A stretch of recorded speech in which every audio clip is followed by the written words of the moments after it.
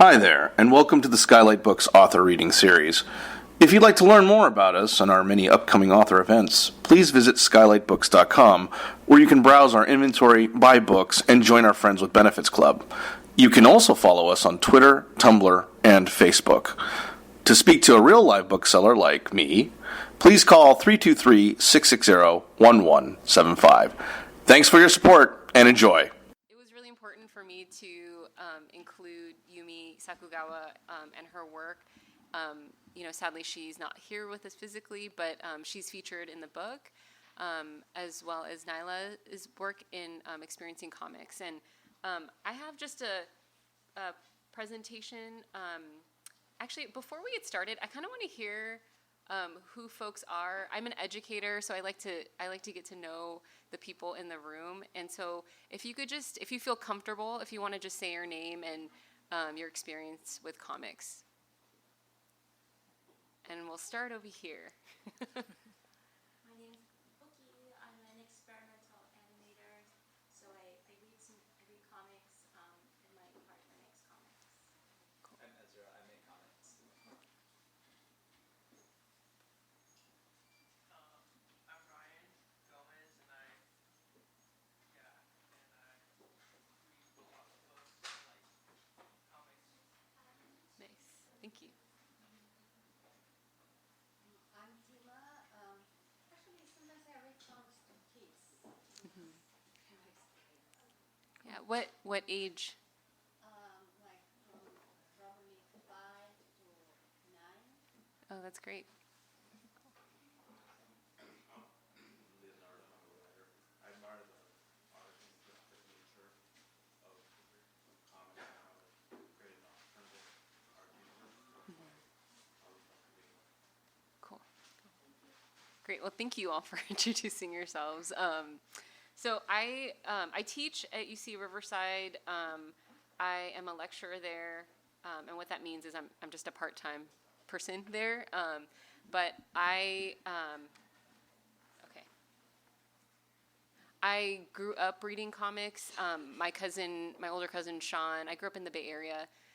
He read Johnny the Homicidal Maniac and had posters of that comic in his bedroom, and it terrified me, but I was also curious and interested in those comics. My cousin handed Watchmen to me when I was maybe 17 or 18, but I grew up experiencing reading comics, borrowing comics from my cousins. It wasn't until I encountered Linda Berry's work in college, and I read 100 Demons, and there's a story in there in which she talks about the Aswang. And the Aswang is a shapeshifter. She's a witch. In some stories, she's portrayed as a dog with red glowing eyes. But the well-known story that is told about her, and she's a Philippine mythic creature, is that during the daytime, her body, she's just this typical housewife and mother, and she attends to her duties. And at night, her body splits in half, torso from legs, and she hides her legs in banana groves. And the top half of her body flies into the night looking for fetuses to suck from women. So this is a story I heard as a kid, and my mom told me this story, and my grandmothers told me this story, although they denied it later on as I was an adult.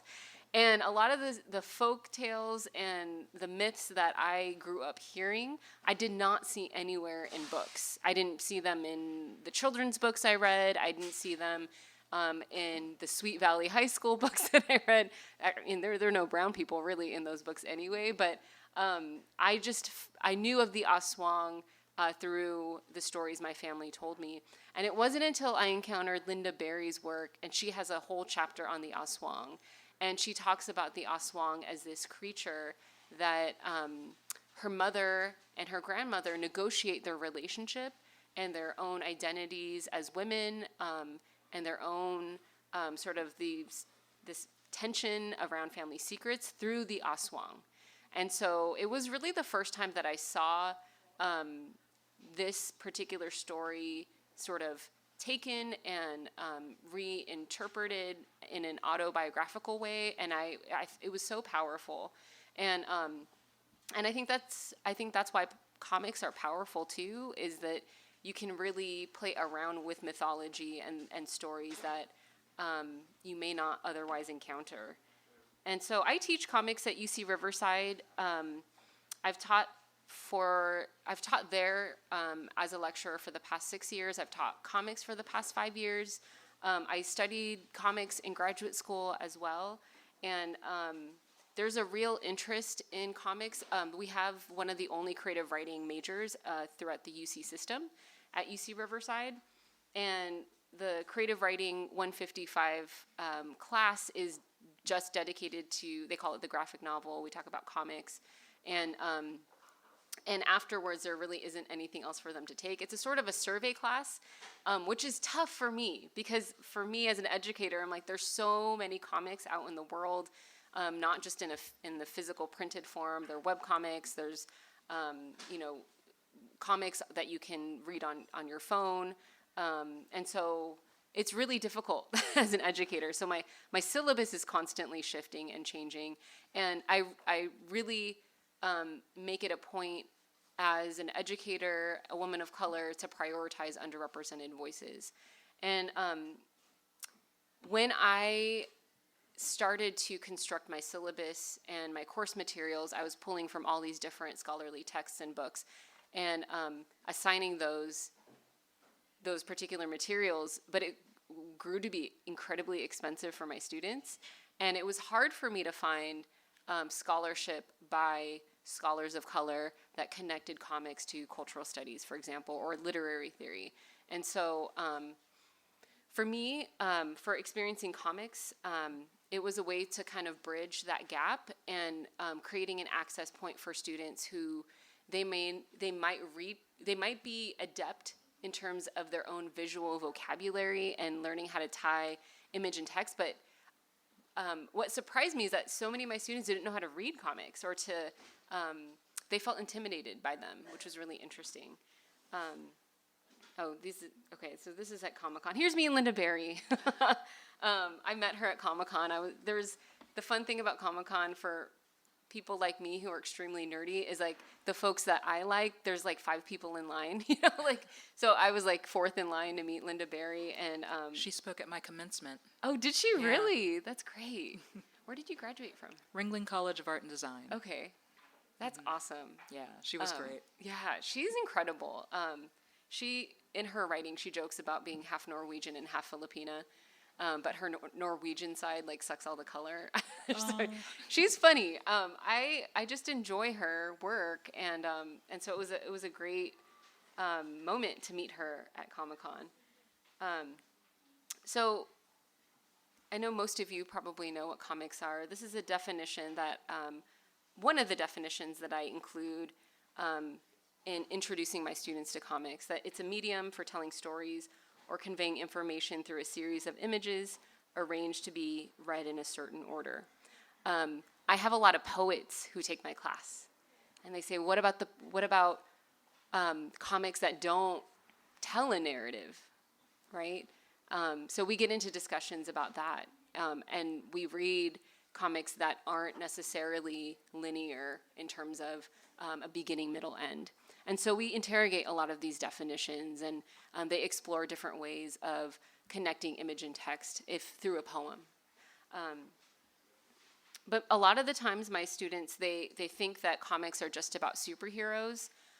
They will come in with their DC and or Marvel t-shirts, which is great on the first day of class.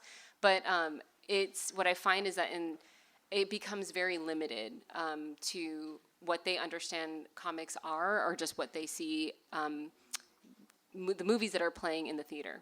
And so one of my jobs as an educator is to help them see that there are so many different kinds of comics, that it's not limited to the superhero genre.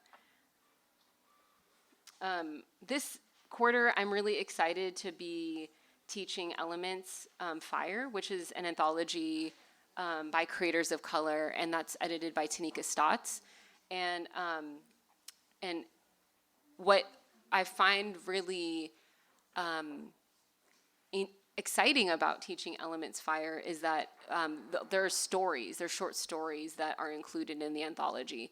And that, for my students, makes it a little bit easier for them to, okay, I can't do a graphic novel, but I can do a story. So they get inspired to focus on a shorter form of making comics instead of trying to wrap their heads around something that's like 200 pages. And it's also really neat for them to see folks of color, creators of color who are engaging in speculative fiction through comics, because you see Riverside, we have the Eaton collection. It's the largest science fiction collection in the United States. So we have a lot of students who are really interested in speculative literature. And so there are all these different intersections in what they want to do in their work.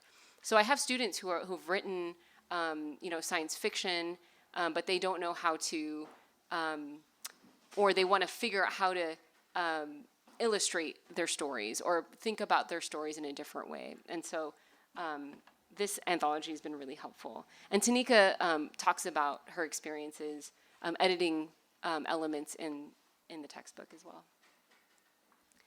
So beyond superheroes, one of my students told me about Check Please, which is a webcomic and really fun. And I find teaching this class that my students teach me a whole lot more than I probably teach them.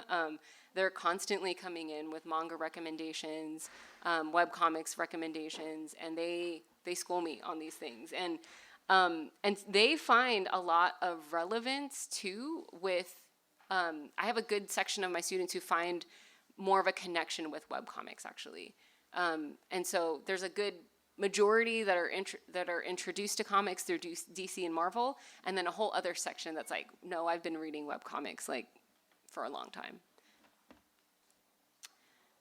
So I teach comics, and some administrators at schools, I don't know if there are educators in the room, sometimes educators, we need a way to legitimize what we're doing, which is, to me, sad, but but for me, comics are an ideal medium for recursive reading, meaning that students are more apt to reread a comic. And so I teach English 100, which is like a introductory composition class. I teach English 101 at a local community college, and a lot of the time I'll use comics as a supplementary, or I'll pair comics with other prose that we're reading in class. And students will reread without me asking them, which is, I think, is exciting. It's an ideal medium for critical thinking, reading and writing, introducing signs and semiotics, building and strengthening upon students' understanding of literary terms and theory, and then connecting in-class texts and learning beyond the classroom. Okay, so I talked a little bit about why I edited Experiencing Comics, but a lot of the scholarship that I found out there was really homogenous. A lot of the scholarship I found were written mostly by white male scholars, and there was not a whole lot available without my digging. And so I wanted to create a text that could create accessibility, not just for students, but for people who are just interested in comics in general. And the breakdown of the book is the first chapter is reading comics and figuring out vocabulary and terms. The second one is on discussing comics, so looking at other scholars, their findings when they do a close reading of a comic. The third chapter is not a whole exhaustive history of comics, but it's looking at different, thinking about like the legacies of comic censorship and how that has affected creators of color in particular. And then the fourth chapter is creating comics. So it's not, this book isn't the end-all be-all, and I would not ever argue that at all. But I was hoping that my students can find a mix of different experiences. I also interviewed over 30 creators, cartoonists, and scholars.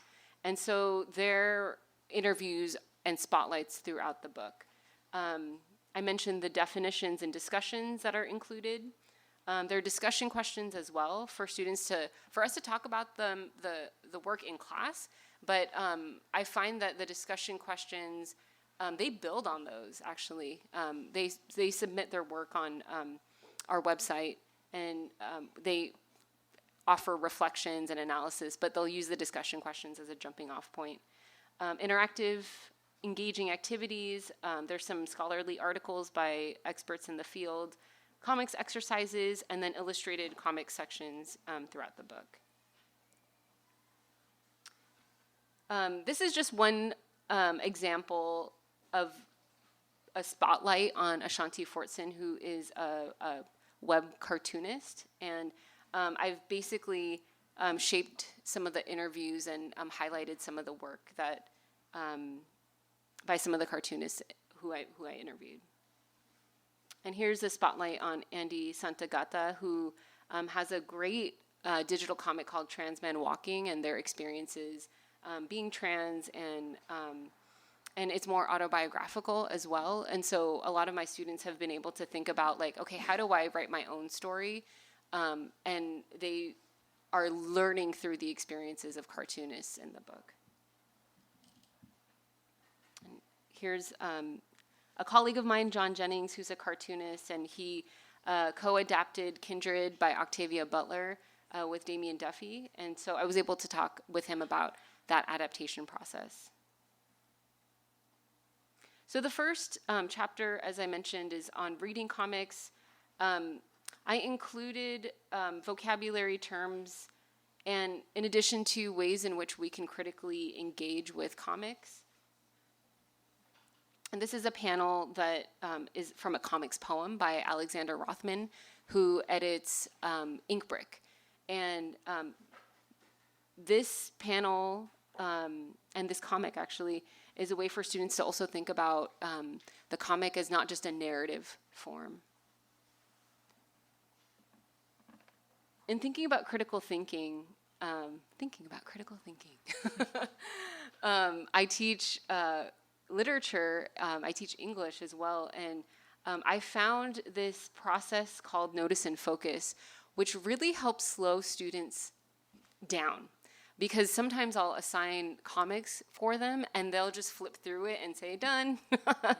And so this process, which is adapted by Professor David Rosenwasser and Professor Jill Stevens, their process of notice and focus, it helps students make observations, even if they feel very literal, but it helps them to retrain their brain into simply taking a stock or inventory of what's on that page or in that panel.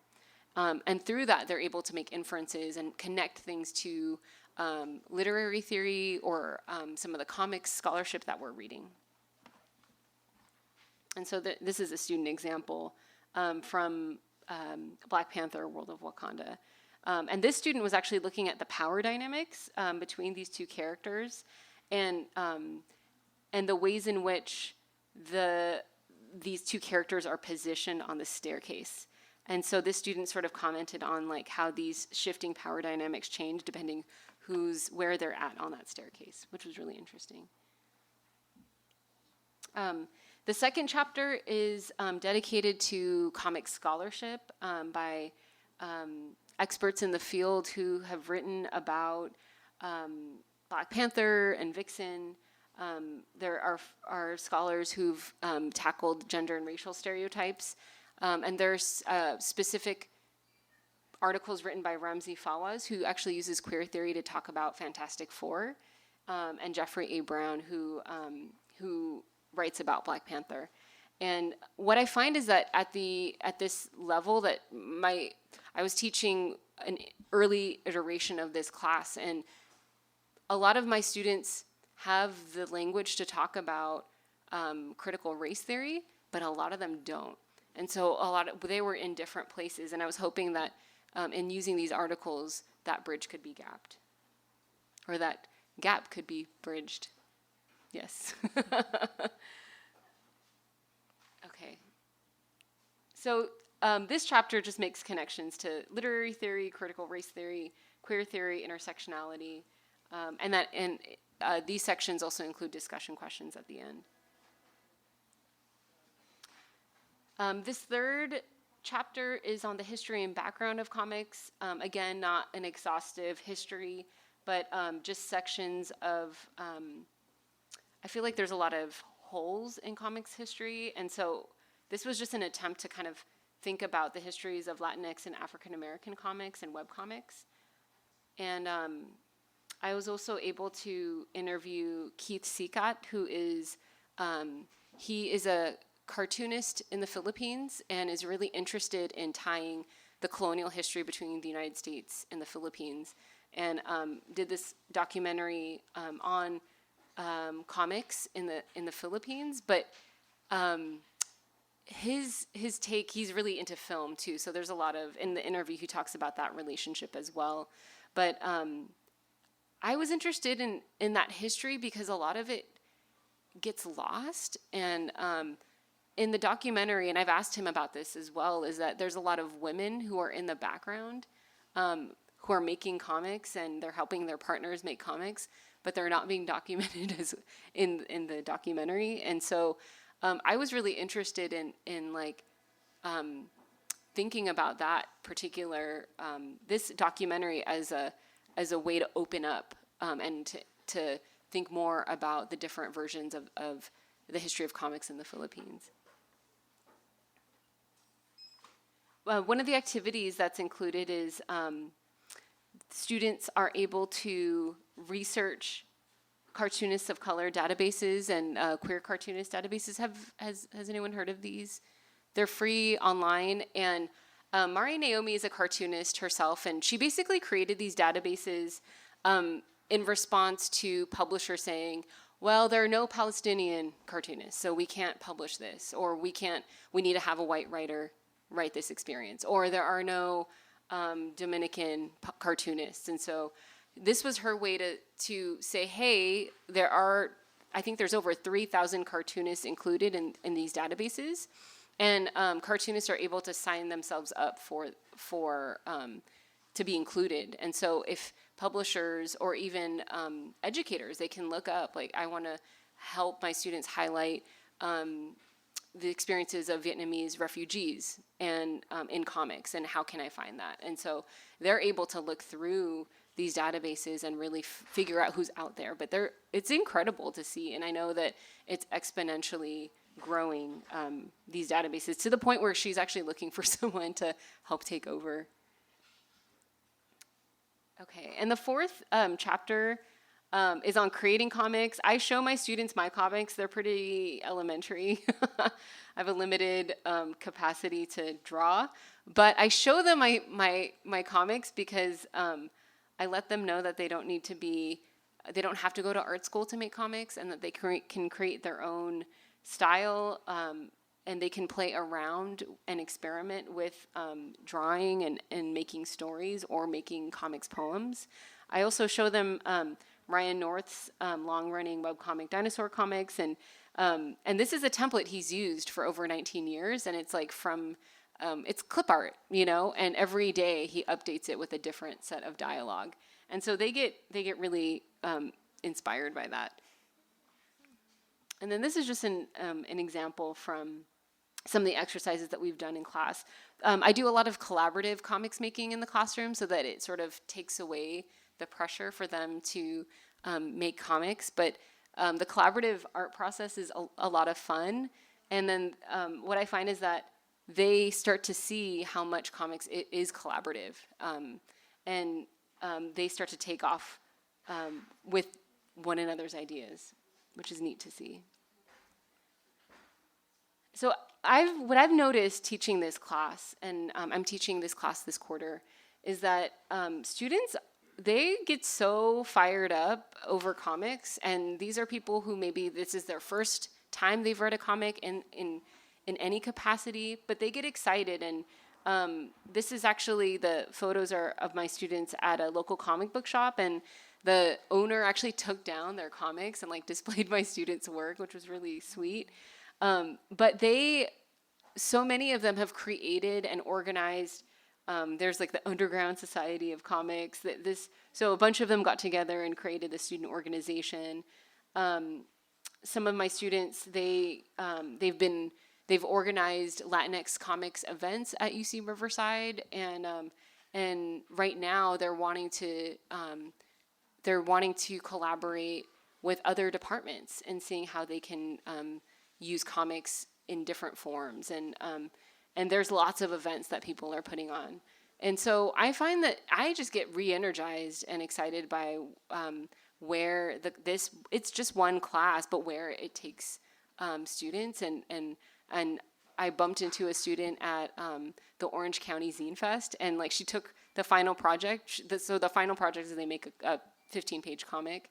And she took her comic and then she like was selling it at like OC Zine Fest. I was like, that's awesome.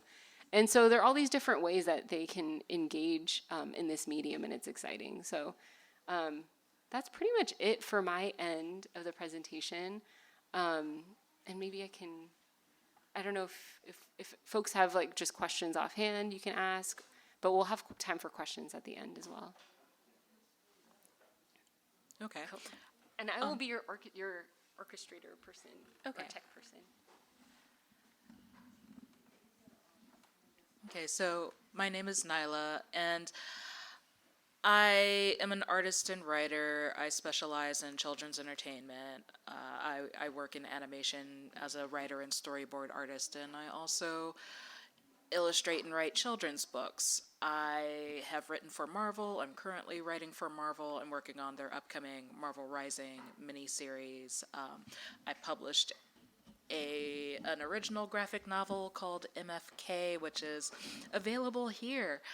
I've published a picture book called How to Find a Fox. I've always just kind of loved the marriage of writing and art, and that's kind of what has drawn me to not only children's books, but comics. So I have a quick presentation, and this is actually a presentation I usually use when I visit middle schools, and I haven't looked at it in a while, so we're kind of going to discover what's on it together. This is me as a kid, engaged in my favorite activity, smothering cats.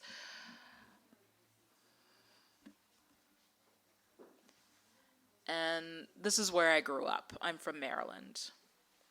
And is this... Oh, if you open that PowerPoint. Oh, it's Yeah. This one. Yeah.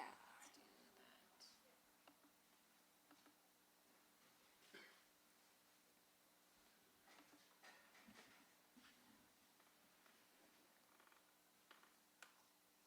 Okay. There we go. Yeah, so I grew up in Maryland. It's a very, very different locale from here. Lots of trees, lots of water. And this is where I lived. So you'd like turn into this gravel driveway and go up this hill. And my house, if you turn to next, my house is up this hill. And this is a closer view of it. This part of the presentation I included because my picture book, How to Find a Fox, is kind of based on my experiences at home, which involved a lot of animals. And these are just some of the creatures you'd find wandering around our yard. That is not my cat. This is my cat, and this is me living in Los Angeles. So this is more how I live now. When I was younger, like middle school and high school, I drew like this. I was very into dragons. Very, very into dragons. And as a kid, these were the comics that I was interested in. I had an older brother, just 2 years older than me, and he was more into like the Marvel and DC comics. Like he and his friends would go to the comic shop, and I was never invited. So I didn't really experience a comic shop until I was much older, like almost an adult. So a lot of the comics I read were like the Sunday strips in the newspaper and also manga. Manga started filtering more into the US when I was a teenager, and I really like glommed onto it. Animation for me was kind of a gateway into comics. A lot of, a lot of comics get adapted into animated television shows and film, and so I would watch these shows and then later read the books. And so my book MFK is a middle grade, and it's a fantasy adventure about a girl who is returning her mother's ashes to her homeland, but she also has superpowers that get her into trouble wherever she goes. I'd been working on this story since I was 18 or 19 years old, so by the time I actually started developing it as a webcomic, the idea was like 10 years old. It's just something that I'd plug away at, just like write notes and make little character designs in my free time. But between school and work, I never really had time to sit down and create a comic. When I finally decided to, I knew I wanted it to be a webcomic. Webcomics were also something that I was really into when I was a teenager, and I just loved the idea of a comic that you could read online for free. Like, you didn't have to go to a bookstore, you didn't have to check anything out or buy anything. You could just like queue up a browser and read it. So this is the first character design for MFK I ever did. And this character is actually not the main character. She has not shown up in the story yet, but it is the first design that, I designed it and thought I need to do something with this. And then later, MFK was born. So the way I work is I start out with a basic concept for a story. And this is the very original idea I had for MFK that I wrote this down like 10 or 15 years ago. It has since changed a lot. I went through college, and then I went through college again. I went to art school, and when I revisited this idea like 10 years later, I wanted to update it based on all the information that I'd learned about comics and art and writing in that time. And these are also early designs for the characters. These two are very early designs.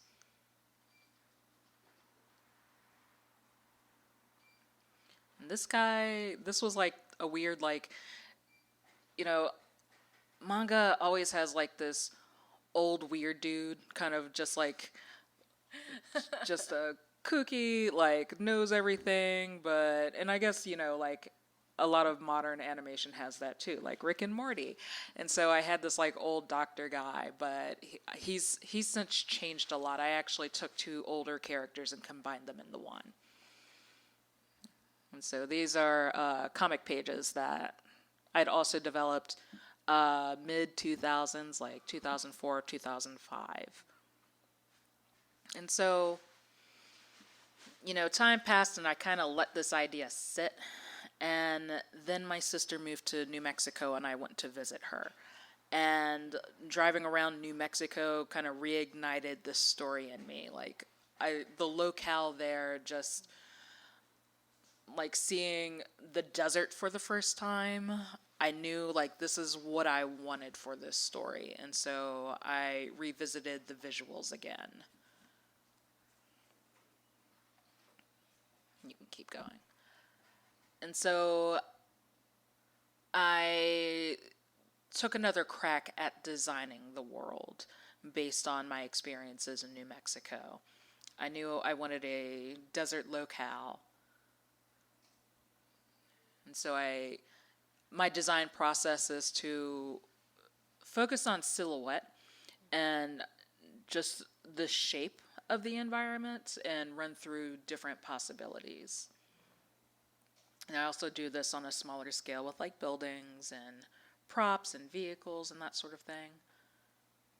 And so here we are in 2010, and I really I graduated school and I was unemployed and I couldn't find a job, and so I had all this free time and I decided I'm going to do this webcomic. And so I started updating the story, the characters. My main character, Abby, like the image on the left is the original design for her.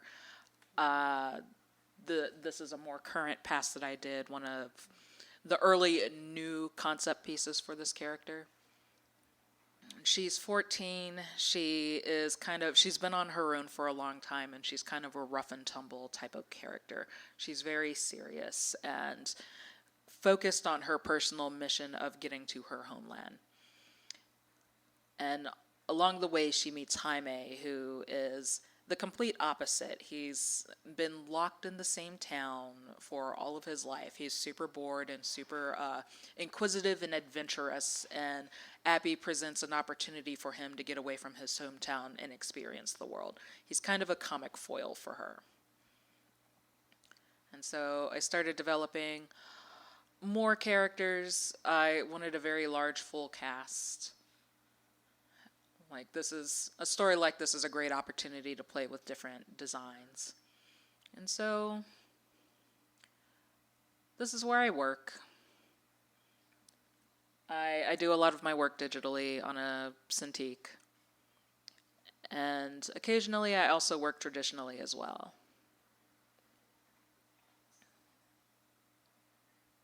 And there's just cats everywhere all the time. So I start with the script, and I break it up page by page, panel by panel, and focus on story beats and also dialogue. And so these are photo reference that I pulled for the environment when my original concept for the book was a black and white comic, but in this new digital age, everyone's doing color, so I decided to do color as well.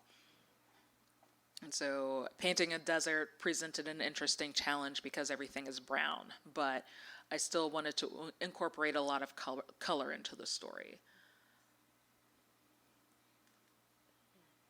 And so these are new comic pages. These are actually pages that are in the book. With comics, I start with a thumbnail based on the script, and this is just laying out the panels, the major shapes, basically the overall look of the page. From there, I do a pencil kind of sketch stage where I refine a little bit just to, like here, I'm figuring out what do the facial expressions, like what is the particular acting, what is the exact placement of every element in each panel. And once I have that solidified, I move into inks. A lot of people work with black inks. I tend not to, so my art has a softer look to it. And so the next stage is called flatting. I'm just laying in like the flat blocks of color. At this point, I'm not too worried about what I actually want these colors to look like. This is kind of a preliminary stage to actually coloring. And then I color, and I'm getting closer to the final look for the page. I'm kind of balancing colors panel by panel, figuring out what areas I want to pop and what areas I want to kind of push back into the background. And so this is a second pass where I'm adding a little bit of shadow and texture. And then final, I do a special effects stage. It's basically lighting where I add some glow and I figure out the lighting conditions. I pump up colors a bit more. I saturate a little more. And this is the final look. Now, in art school, I studied 3D animation, so that also gives me the benefit of if I have a very complex wide shot that I can't figure out, like I'm not really great at perspective, I can render it in 3D and then just draw over it, like so. So the book collects the first 3 chapters of the story, and it's about 128 pages. The story also continues online, so chapter 4 is currently available to read, though it's not in the book. And these are a couple of pages from chapter 4. Through this process, my drawing has gotten better and better, so you definitely can see a difference in how I draw and what the characters look like as you go through the story. And that is it. I've worked on other stories. I wrote a short story for Marvel in the year of Marvel's anthology about Rocket Raccoon and Tippy Toe Squirrel from Squirrel Girl teaming up to fight evil. It's very cute. I also did a story for the recent Spider-Geddon event. Along with Into the Spider-Verse, they also did a Spider-Geddon full comic event that doesn't really tie into the Spider-Verse. They just kind of coincided together. Marvel's very interesting in that they have all of these different branches of storytelling, and they don't all connect, but they all have parallels. And so I did a written story for that. I'm currently writing Marvel Rising, and I think that comes out in March.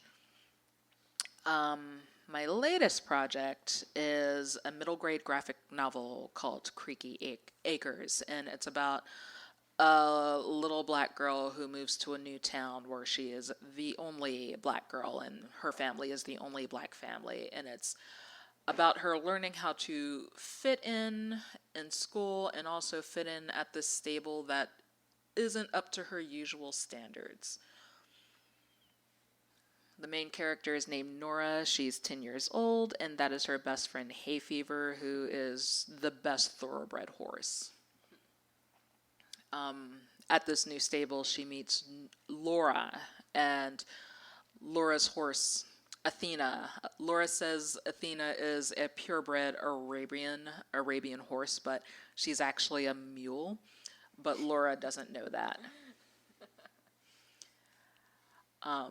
Nora also meets Wilson, who is a little older. He's 12 years old, and he rides one of the school horses named Flea, who is afraid of everything. Flea constantly throws Wilson as he's riding, but he still loves her. And then there's Dizzy, who is the youngest at the stable, and she is paired with Dynamo, who's kind of a wild horse, which works out because Dizzy is also a wild sort of kid. And so when we pitched this story, I did a few sample pages and just to show publishers, this is what we want this comic to look like. This stuff has since changed since we're now, the book has sold. It's going to be published by Penguin. And so now I'm doing the actual pages. So they're going to look a little different, but this is essentially what the book is going to be. When's the publication date? That's a good question, because the book originally was going to be 200 pages, and now it's at 272, so it's kind of a lot. So I'm drawing as fast as I can. Hopefully I'll be done later this year, and then I'm not sure, but it'll be on bookshelves eventually. Yeah. Creaky Acres. Cool. Yeah, and so that's me. Awesome. Thank you. Thank you.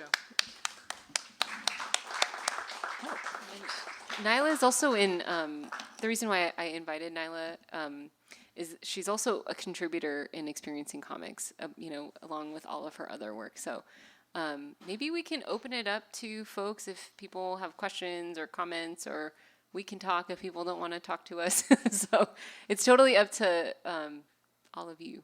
So Yes. Now I have a question. Since a lot of your, I guess I would say your day job is drawing and writing comics for big corporations, and then also you're working on your own personal comics. How do you balance working on both at the same time? How do I balance my day job versus my personal work? It gets very hard. I generally have to prioritize the paycheck. So the stuff I'm getting paid for always takes priority. And so often I do have to push my personal work to the side. When I was doing Creaky Acres, I had a full-time job, and that worked out. It was a lot of work. I'd be at work every day, and then I'd come home and work at night. And so I was just like constantly working all the time. But there was a balance there. There was a routine. These days, the freelance work takes up most of my time, and so I'm not always able to squeeze personal work in. And lately, on top of the graphic novel stuff, I also illustrate children's books. So I recently illustrated for Rick Riordan, who did Percy Jackson and the Heroes of Olympus. They're re-releasing the books for the 10-year anniversary, and so I did covers for those, and I also do covers for Dactyl Hill Squad, and so it's a lot. And then I write for Marvel, so all of that stuff is kind of taking up all of my time, and I'm hoping one day I'll be able to get back to the personal stuff, but for right now, yeah, it's mostly paying the bills. Do you have folks demanding for more chapters of MFK? Yes. Yes, I have students who are. Oh gosh, yeah, and I want to do more, but it's just a matter of getting back to it. And there are also other stories I want to tell, and I do have a new picture book coming out, eventually. So yeah, it's a lot, and I'm one person, and kind of that's also the challenge of being an author illustrator and doing both, because writing and illustrating are both time-consuming things, and when you've got to focus on both, it just it takes up all of your time. But I'm hoping one day I'll be able to get back to MFK and other things, but we'll see. Yeah. Yes. When you wrote your first children's book, was it difficult to publish it? So my first picture book was How to Find a Fox, and I decided to go the route of finding a literary agent and letting that agent find a publisher. Getting ready for submission took a long time. I did a lot of research, and when I first decided I wanted to illustrate children's books, it took a long time for me to figure out a marketable style, and also to figure out how to write picture books, because they're actually very challenging. So coming up with a story that worked, that I could present to the publishing world, took a long time. But from there, I kind of lucked out. I found a literary agent. Once I went on submission, I found a literary agent fairly quickly, within 8 months, which is actually pretty good. And once I had that agent, we went on submission with the picture book, and it sold in 2 weeks, which is really fast. So that first picture book wasn't too bad. It takes some people a lot longer. My latest picture book was kind of a strange concept, and we submitted to 9 editors, and they all rejected it. And then we submitted to 9 more, and 1 made an offer, and the rest rejected it. So I had 18 rejections, which surprised me. It's it took a lot longer than How to Find a Fox did, but it's still not that bad. The author of Sophie Squash, which is a really good picture book. I believe she got 121 rejections before it finally sold. Yeah, and it's so funny because the book is so good. It's just so wholesome, but she was on submission for a really long time with it. So it depends. I think I've been very fortunate, but it can take a long time. Can you talk about publishing MFK into print and your decision for that? Yeah. So I started it as a webcomic, and originally I did self-publish print editions of each chapter. I found a little publisher in Pennsylvania that printed in color and was pretty affordable, and so I would just pay for copies out of pocket and sell them at conventions. And then I got a literary agent, and I showed them the story, and they decided they wanted to sell it. So we went through the submission process with that, and it took about a year, and we got one offer. So that submission process was kind of grueling. The publisher Inside Editions was starting. They had a history of publishing like specialty books, a lot of art books, a lot of licensed books. I think last year they printed a cookbook for The Walking Dead. That's the sort of stuff they do. And then they decided they wanted to publish comics. So MFK was one of their first comic titles. Essentially, I sent them the art and they formatted it for print form. There wasn't too much of an editing process. The great thing about publishing with Inside Editions is the book is kind of everywhere. Like, it's really well distributed, and that's partly because their distributor is Simon & Schuster, which is a huge publisher. And they decided to go with this more European format. This is kind of an unusual size for a middle grade graphic novel, but this is a very common size in Europe, and Europe loves comics. So it's it turned out to be a very beautiful book. Thank you. Yeah. Yes. You've been listening to the Skylight Books author reading series. Don't forget, you can listen to this and all of our other great podcasts at skylightbooks.com. Thanks again for stopping by, and we hope to see you soon.